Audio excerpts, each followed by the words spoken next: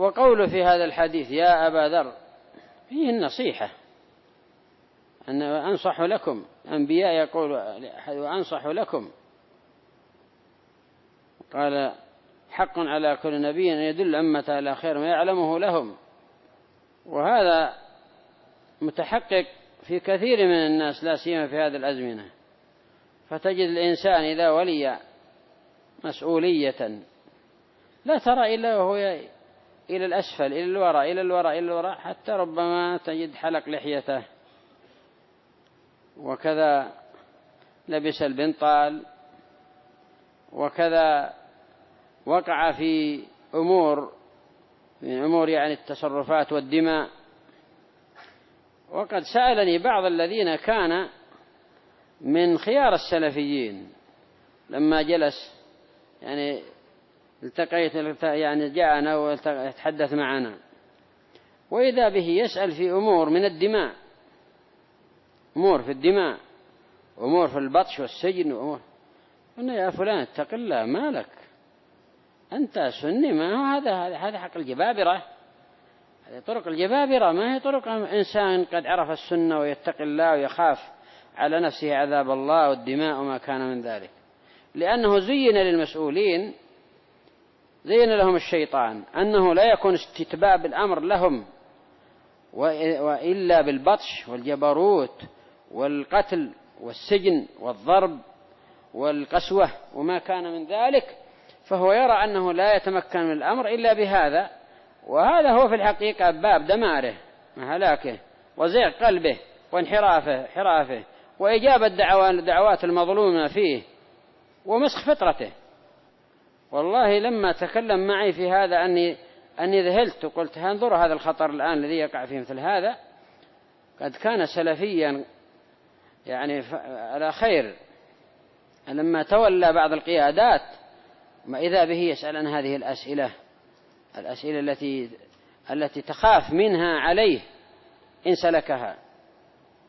ومن أجل هذا تجد السلف رضوان الله عليهم يفرون مما يضعف دينهم ومما يضيع أوقاتهم. حتى يا أخي وإن جاءك دنيا ماشي، الدنيا هذه أعوذ بالله أن يكون هم الإنسان الصالح همه فقط يجمع مالا من حلال أو من حرام، كما قال النبي صلى الله عليه وسلم يكون رجال لا يبالي أحد من أين أخذ المال يكون في آخر الزمان، لا يبالي أحدهم من أين أخذ المال من حلال أو من حرام. هذا معناه أن هذا في علامة الساعة في أناس أشرار لا يهمهم أمر دينهم. وقد سمعنا عاميا قد مات الله يرحم الجميع قال والله لو أجد الدنيا من جحر حمار أتركها.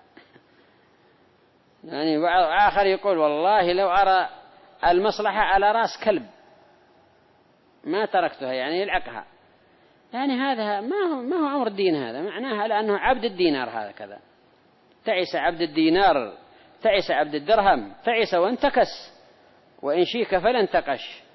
تعس هذا طريق التعاسة الدنيا والآخرة، طريق النكد.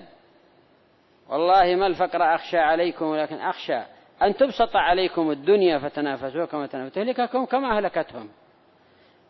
إن أعطاك الله رزقا حلالا ما هو محرم عليك، وأنت محافظ على دينك ومحافظ على استقامتك والخير الذي أنت فيه. أما أن تهلك نفسك في أشياء توقعها مثلا من حين إلى آخر تضعف دينك ومسؤوليات تجري بعد الدرهم والدينار، هذا طريق الزائغين. ولو والله ما هي طريق الرفعة، ما ترى هذا إلا من سفول إلى أسفل، ما تراه يرتفع ويعلو ذكره عند الله وعند الصالحين أبدا. جربنا بعض طلابنا الذين كان همهم الدنيا وأخذوها فعلا، أخذوا منها ما قد قدر لهم، لكن أخذوا حقيرا وأضاعوا كثيرا وسقطوا. أخذوا حقيرا وأضاعوا كثيرا وسقطوا. من كنا نعمل فيهم أن يكونوا دعاة إلى الله وعلماء، والله كنا نعمل فيهم ذلك سواء من زمن الشيخ أو بعده. ومن أجل هذا وأمثاله وما نراه فيهم وما رؤي فيهم من التساقط والتفالت والتقادع بعد الدنيا والمجالسة لأهلها والرضا بذلك السير دون السير الذي كانوا عليه، قليناهم وقلونا. إن كنت قد أزمأت على هاجرنا من غير ما جرم فصبر جميل، وإن تبدلت بنا غيرنا فحسبنا الله ونعم الوكيل. أيها السائل عنهم وعني لست من قيس ولا قيس مني. معك عدة سنين يا عبد الله، معك عدة سنين، الله أعلم كم، أو عدة أشهر، والآخرة غد. ضيعها والله أنها خسارة، صلى الله العافية. ضيعها في اللعب من أجل لعاعة من الدنيا تبيع فيها الدين أو بعض الدين. هذه غفلة فينا، نحتاج أن توب إلى الله سبحانه وتعالى، إلا أن تراجعوا دينكم كما في الحديث. الإمام أحمد كان فقير، لو أراد الدنيا لجاءته، ما بال بها إلى أن ماته في ثوب مرقع، ثوب مرقع مخيط مرقعه ملبد، وإذا بالمسؤولين يريد أن يعطوه وهو يستعفف ويقبل على شأنه. إيش نقص الإمام أحمد؟ هو الإمام أحمد حيا وميتا، ملأ الدنيا علما وملأ الدنيا خيرا، ولا زال الإمام أحمد.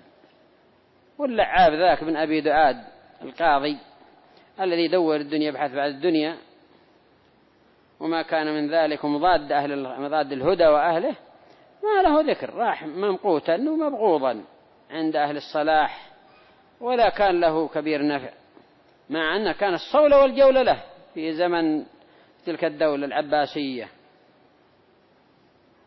في بعضها أكثرها، زمن المأمون وأمثال ذلك. فاعتبروا